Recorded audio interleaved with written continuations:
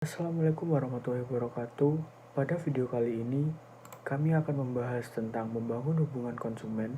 Sebelumnya, kami dari kelompok 6, saya sendiri Muhammad Haris Putanto Halim, NIM 181133, Siti Aji Nur Antika, NIM 181162, Ahmad Hatib Habibullah, NIM 181165, Adelia Bening Francisca, NIM 181166, dan Yuda Wisnu, NIM 181171. Kami membagi materi menjadi 3 bab, yaitu pendahuluan, pembahasan, dan kesimpulan. Latar belakang membangun hubungan konsumen adalah keberadaan konsumen atau klien menjadi demikian pentingnya.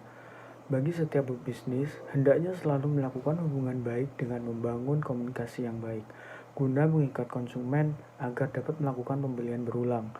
Penting harus diketahui bahwa setiap pebisnis tidak harus fokus pada inovasi produk semata. Menjaga customer relationship pun sangat jauh lebih penting. Bisnis akan dapat berkembang, walaupun terkesan sulit. Namun membangun hubungan pelanggan merupakan hal yang sangat penting. Komunikasi melalui hubungan pelanggan dapat membuat perusahaan menjadi lebih baik dalam peluncuran produk, serta bentuk pelayanan kepada konsumen. Definisi pemasaran relasional adalah proses di mana perusahaan membangun aliansi jangka panjang dengan calon atau pelanggan saat ini sehingga penjual dan pembeli dapat bekerja untuk mencapai rangkaian tujuan khusus masing-masing. Saya Siti Aji Nur Antika, saya akan menjelaskan mengenai fungsi customer relationship atau hubungan pelanggan. Di sini ada 6 fungsi customer relationship atau hubungan pelanggan, yaitu yang pertama, peningkatan penjualan, yang kedua, mendapat peluang lebih banyak, yang ketiga, biaya lebih rendah, yang keempat, peningkatan kepuasan pelanggan, yang kelima, fleksibilitas yang lebih besar, dan yang terakhir, skala ekonomi. Saya akan menjelaskan mengenai peningkatan penjualan terlebih dahulu.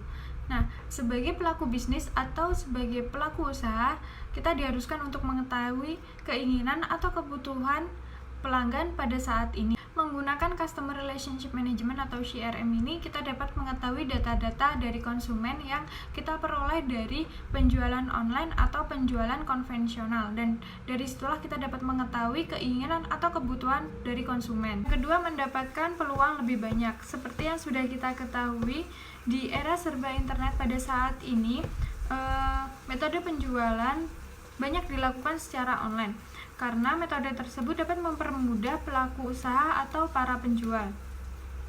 Metode online tersebut sudah menyediakan platform atau marketplace untuk berjualan secara online. Nah, Customer Relationship Management ini juga dapat berperan dalam pengembangan produk baru, saluran penjualan baru, pasar baru, dan mungkin bisnis yang sedang tren pada saat ini. Customer Relationship Management ini juga dapat menganalisis atau mengetahui data eksternal dari konsumen, sehingga para pelaku usaha dapat mengetahui tren pembelian, demografi yang muncul, anomali rantai pasokan, dan sejumlah faktor lain. Konsumen yang akan dikonversi ini pasti memiliki latar belakang yang berbeda-beda, sehingga para pelaku usaha diharuskan untuk melakukan metode penjualan yang beragam. Yang ketiga, biaya lebih rendah. Dengan cara mengelola data dari Customer Relationship Management ini dan menganalisanya secara real time, pelaku bisnis akan menjadi tidak tergantung pada metode tradisional analisis konsumen. Banyak dari pendekatan secara manual seperti target pasar, produk uji, dan survei. Tidak hanya mahal, tetapi sangat tidak akurat. Nah, Customer Relationship ini menggunakan data real time dari pelanggan nyata yang terkini dan sangat terperinci. Yang keempat, peningkatan kepuasan pelanggan. Nah, untuk menciptakan kepuasan konsumen atau pelanggan ini, para pelaku usaha diharuskan untuk memberikan perhatian baik sebelum transaksi pembelian maupun sesudah transaksi pembelian. Misalnya, dengan cara memberikan katalog terbaru untuk menarik atau memancing minat konsumen. Kita juga bisa meminta testimoni terhadap konsumen tersebut, karena dari testimoni tersebut kita dapat mengetahui kekurangan dari produk yang kita jual. Fleksibilitas yang lebih besar. Dengan adanya aksesibilitas yang sangat fleksibel ini dapat dibuka melalui gadget, baik itu dari komputer maupun dari smartphone, membuat sales respon memiliki kesempatan yang lebih besar dalam memaksimalkan pekerjaan, sehingga sales respon dapat bekerja dengan lebih singkat dengan memfokuskan pada kualitas dari prospek dan lead atau orang yang tertarik pada produk atau layanan bisnis. Dengan beralih ke pendekatan layanan yang lebih fleksibel ini dan otomatis, sebuah pelaku usaha atau sebuah pelaku bisnis dapat mempertahankan sentuhan pribadi yang banyak diminta oleh konsumen. Yang keenam, skala ekonomi. Skala ekonomi ini merupakan sebuah teori yang menggambarkan fenomena menurunnya biaya produksi per unit pada suatu perusahaan atau pelaku usaha dibarengi dengan meningkatnya volume produksi atau output. Semakin besar perusahaan, semakin rendah juga biaya produksi per unit produk yang dihasilkan. Nah, dengan customer relationship management ini, hubungan yang dipersonalisasi dapat dibangun dan dipelihara dengan biaya yang lebih rendah, yang tidak hanya meningkatkan loyalitas merek, tetapi juga untuk menghasilkan perbaikan langsung pada keuntungan bisnis. Terus selanjutnya, cara untuk membangun customer relationship management. Di sini ada 5 cara, yaitu yang pertama dengan meningkatkan komunikasi, meminta feedback.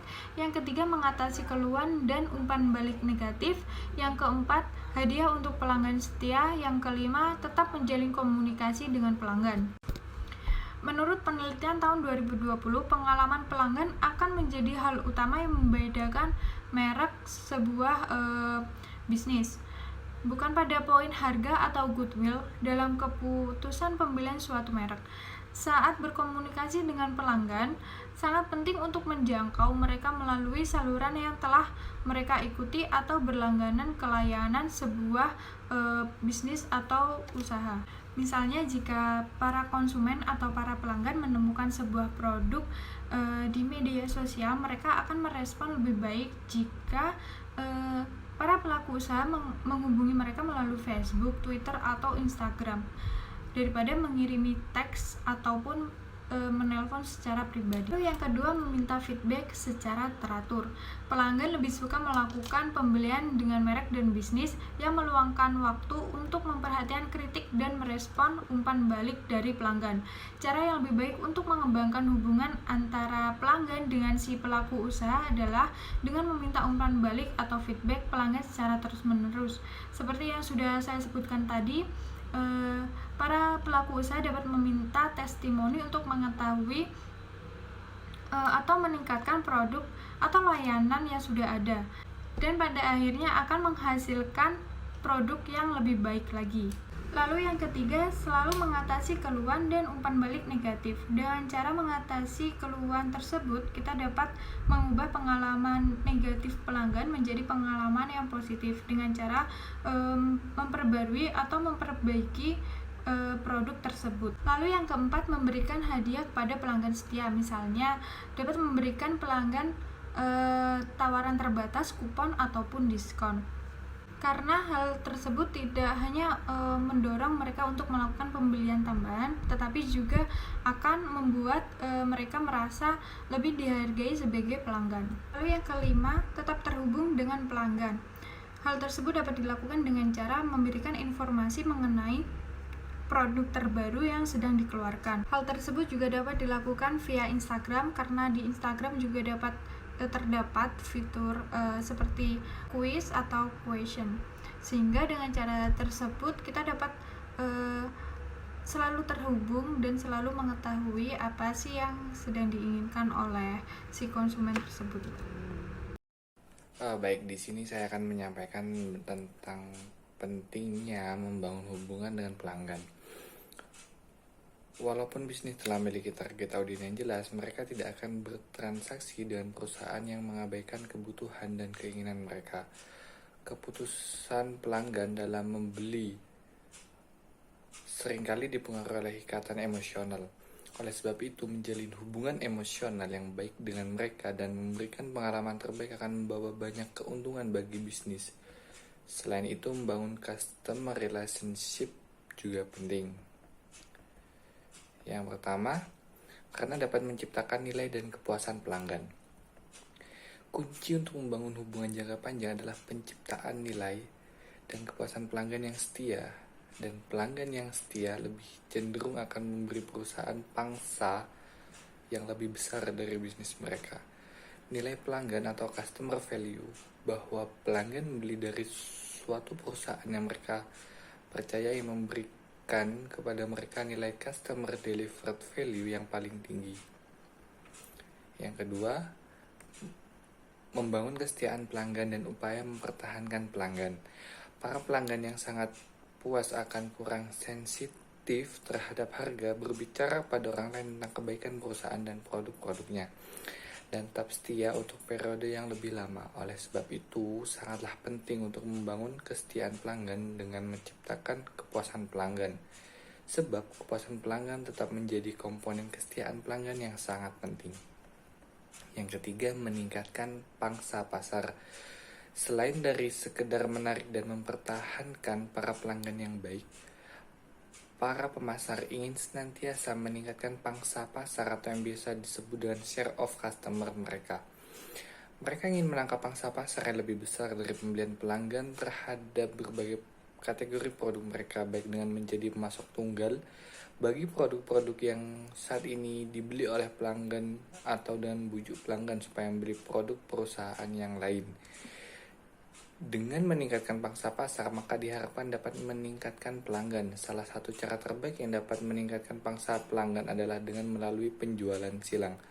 Penjualan silang berarti memperoleh lebih banyak bisnis dari para pelanggan salah satu produk atau layanan saat ini dengan menjual kepada mereka sejumlah tawaran tambahan.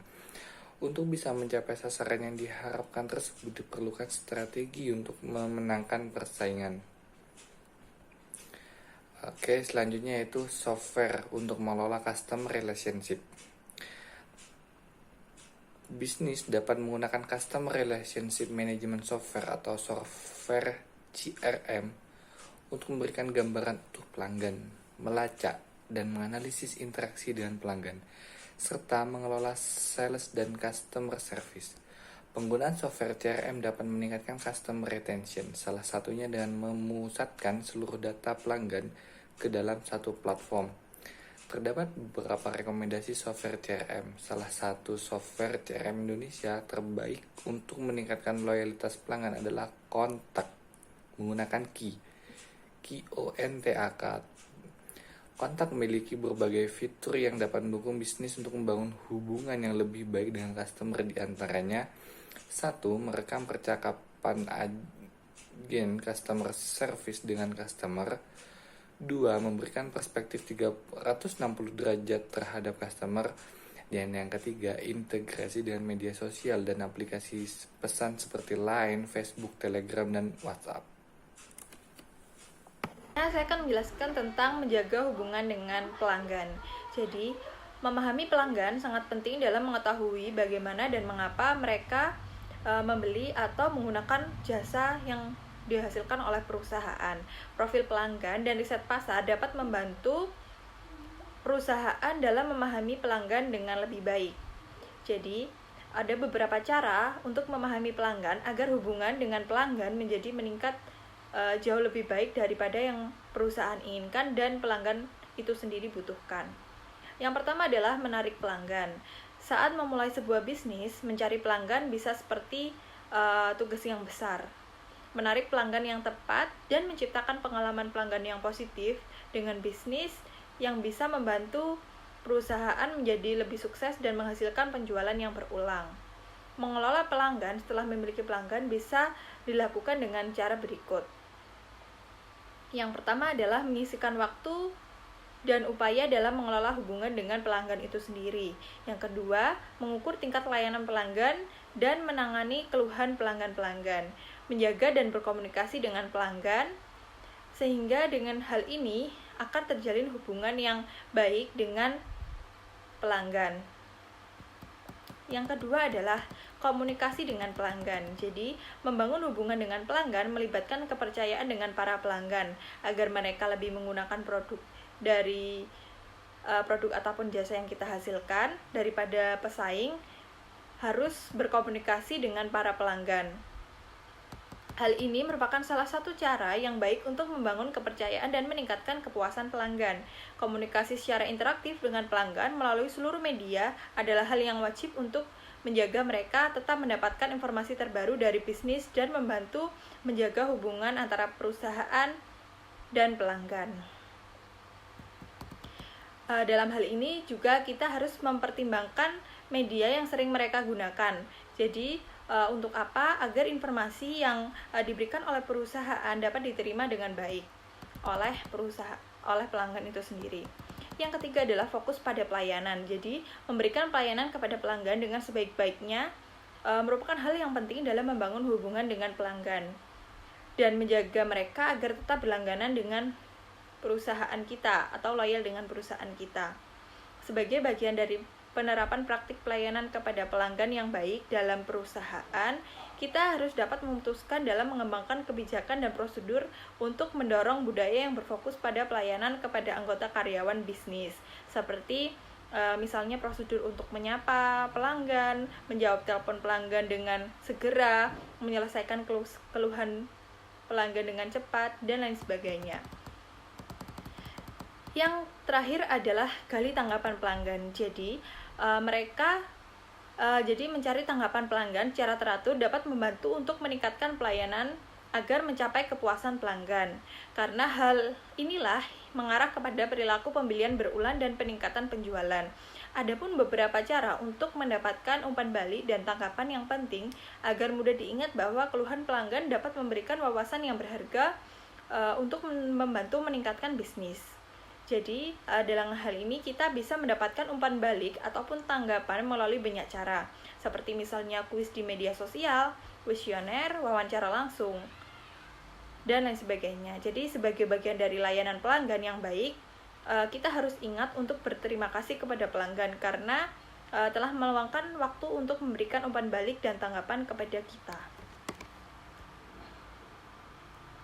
Selanjutnya saya akan menjelaskan tentang komponen membangun hubungan pelanggan. Jadi, menurut Lukas, komponen membangun hubungan pelanggan itu memiliki 3 komponen utama yang saling berintegrasi. Yang pertama yaitu adalah orang atau people, yang kedua adalah proses, yang ketiga adalah interaction atau interaksi, yang keempat adalah personalisasi atau personalization. Jadi, langsung saja yang pertama.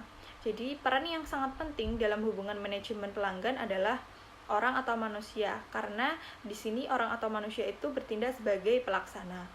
Di dalam dimensi manusia, faktor kunci yang harus diperhatikan adalah seperti struktur organisasi, peran dan tanggung jawab, budaya perusahaan, prosedur dari program change management secara menyeluruh.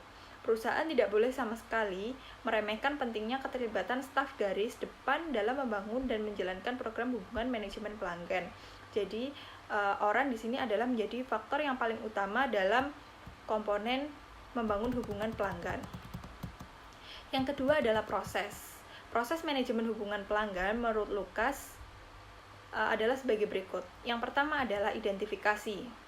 Sebuah perusahaan pertama kali sebaiknya melakukan identifikasi siapa pelanggan berdasarkan data yang ada dan yang sudah tercatat. Jadi, siapa saja pelanggan yang dapat menguntungkan perusahaan dan mengapa dia menguntungkan. Ada beberapa hal yang perlu diketahui tentang pelanggan, seperti misalnya firma grafik, demografi, infografi, dan lain sebagainya. Jadi, firma grafik yaitu adalah informasi tentang pelanggan atau perusahaan yang melakukan bisnis dengan kita, seperti misalnya bidang bisnis, kode pos, kode bisnis, jumlah karyawan, penjualan tahunan, dan lain sebagainya. Yang kedua adalah demografi dan psikografi, terutama informasi yang menyangkut kontak person pelanggan, seperti misalnya umur, pendekatan psikologis yang diinginkan, dan lain sebagainya. Yang terakhir adalah infografi. Jadi di sini adalah bagaimana kontak person menginginkan cara interaksi dalam mendapatkan informasi mengenai dirinya. Pada tahap identifikasi inilah bertujuan untuk menentukan kriteria secara tepat siapa pelanggan yang akan dibidik. Lebih tepatnya, who will be most our profitable consumer. Jadi perusahaan harus dapat mengimplementasikan pengetahuan atau knowledge tentang pelanggan ke setiap area di perusahaan tersebut, dan manajemen di level tertinggi sampai pada setiap pegawai yang berhubungan langsung dengan pelanggan. Proses identifikasi ini ditujukan untuk mengenai lebih jauh mengenal pelanggan yang pernah dan akan berbisnis dengan kita. Jika perusahaan tidak memiliki kemampuan untuk mengenali keunikan setiap pelanggan, maka perusahaan akan sulit ataupun akan bahkan tidak dapat melakukan proses berikutnya. Inti dari hubungan manajemen pelanggan pada tahap identifikasi ini adalah memilah-milah dari sekian banyaknya pelanggan yang ada, pelanggan mana yang menguntungkan bagi perusahaan. Yang kedua adalah diferensiasi atau differentiation. Jadi pada tahap diferensiasi ini, perusahaan harus dapat mengsegmentasikan pelanggan berdasarkan tingkah laku, demografi, ekspektasi pelanggan, mengenali siapa pelanggan yang benar-benar profitable dan yang tidak profitable. Tidak seluruh pelanggan memberikan keuntungan karena boleh jadi pelayanan dari produk yang ditawarkan tidak sesuai dengan harapan pelanggan. Secara sederhana, pelanggan dibagi menjadi 3 kelompok. Yang pertama adalah Most Valuable Consumer atau MVC. Adalah pelanggan yang sangat memberikan profit besar bagi perusahaan. Yang kedua adalah Most Growable Consumer atau MGC.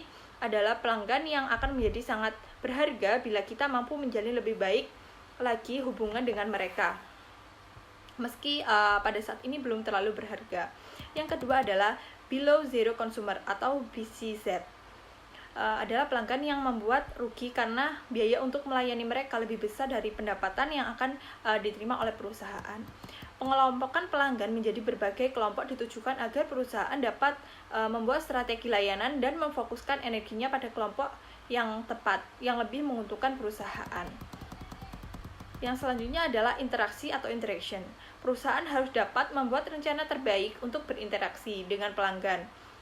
Kemudian membuat program kesetiaan pelanggan, cross-selling, dan sebagainya. Setelah dapat membedakan para pelanggan berdasarkan kriteria yang telah ditentukan, maka proses selanjutnya adalah interaksi timbal balik antara pelanggan dengan perusahaan, sehingga perusahaan dapat mempelajari lebih lanjut dan mendalam mengenai keinginan dan kebutuhan hubungan pelanggan. Yang terakhir adalah personalisasi atau personalization. Jadi personalisasi yang dimaksud adalah membuat produk atau program memotivasi pelanggan yang disesuaikan dengan keinginan pelanggan secara terus-menerus dengan menggunakan semua informasi yang telah didapatkan sebelumnya.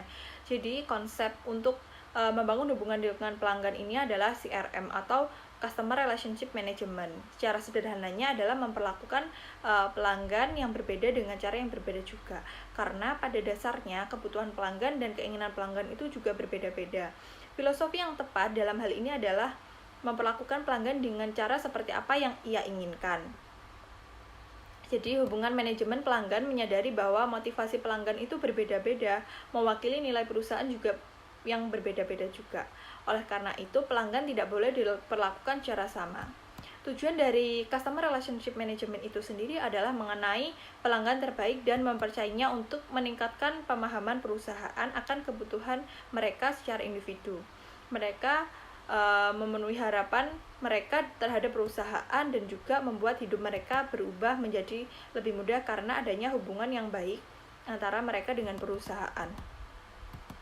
Dalam melakukan personalisasi ini, perusahaan dapat melakukan 4 pendekatan. Yang pertama yaitu perusahaan berbicara dengan pelanggan untuk mengetahui kebutuhan mereka berdasarkan pilihan yang sudah ada. Kedua, perusahaan menyediakan produk dasar yang dapat disesuaikan dengan kebutuhan pelanggan tanpa intervensi dan pelanggan. Ketiga, perusahaan menyediakan produk dasar dan tambahan yang dapat disesuaikan dengan kebutuhan pelanggan. Dan yang terakhir adalah perusahaan merubah barang atau layanan dengan cara mengamati pelanggan untuk memenuhi kebutuhan pelanggan itu sendiri. Demikian komponen dalam membangun hubungan pelanggan. Sekian dari saya. Wassalamualaikum warahmatullahi wabarakatuh. Dan selanjutnya akan dijelaskan oleh teman saya. Perkenalkan, nama saya Yuda Wisnu dengan NIM 181171. Saya ingin melanjutkan presentasi dari kelompok saya, yaitu terkait program Customer Relationship Management atau yang bisa dikenal CRM. Yang pertama yaitu Continuity Marketing. Ini bertujuan untuk mempertahankan pelanggan serta meningkatkan loyalitas pelanggan. Biasanya pelanggan sering diberi penghargaan yang dapat berupa pelayanan secara khusus, diskon, dan pelayanan khusus lainnya.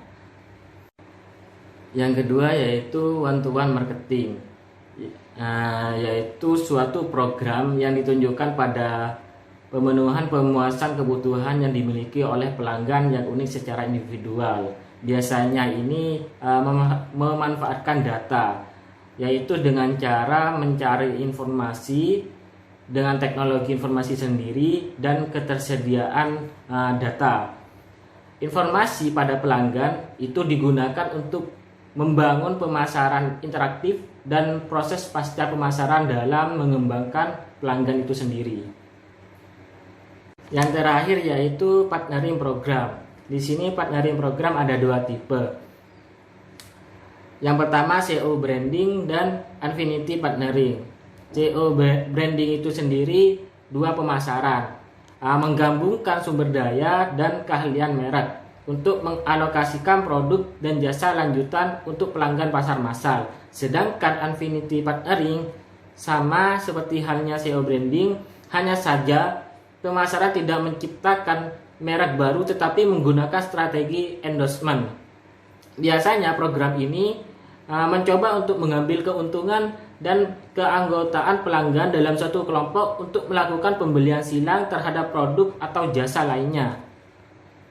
Kesimpulannya yaitu penerapan relationship marketing dapat dipergunakan oleh perusahaan untuk dapat mempertahankan konsumen yang sudah menjadi pelanggannya dan bagaimana cara-cara memperoleh konsumen baru. Pendekatan yang ditawarkan relation marketing adalah berupaya untuk memperlakukan konsumen sebagai mitra dalam situasi yang sama-sama untung.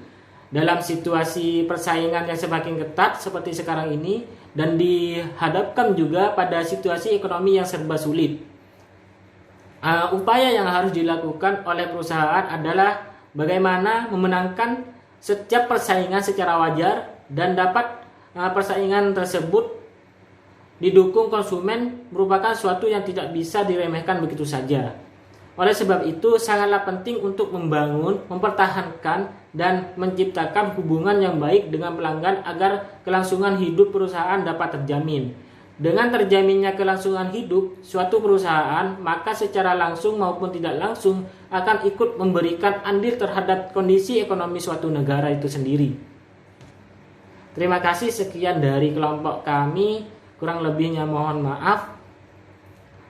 Wassalamualaikum warahmatullahi wabarakatuh.